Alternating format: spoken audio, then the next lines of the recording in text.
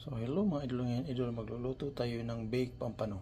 Ang pampano mga idol, isa to sa napakamasarap na isda mga idol. So kung hindi nyo pa to natikman, itry nyo to tikman yung pampano. So ngayon magluto tayo ng baked pampano. Ito yung ingredients natin. So meron tayong sliced tomato, spinach, meron tayong onion, tapos yung isda nililinis natin, lagyan natin ng asin siya on top, yung salt, tapos stop natin siya ng tomato, onion at saka lemon. Yan, so iluluto lang natin siya ng i-bake natin siya for 100. So i-bake natin maya.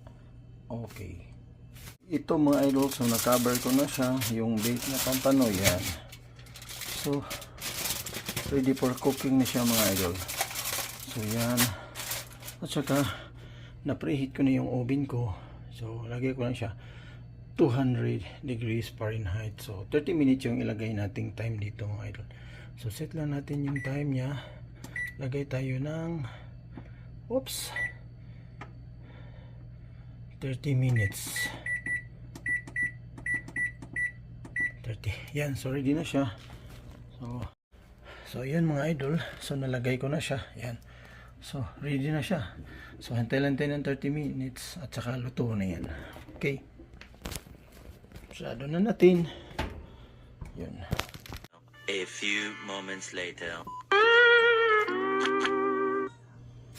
So mga idol, after 30 minutes sa 100 kilos, so ito na yung baked pampano natin mga idol. So ganyan na yung itsura niya.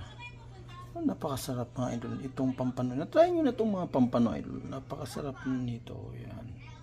So luto na siya mga idol. I-touch lang natin. Yan.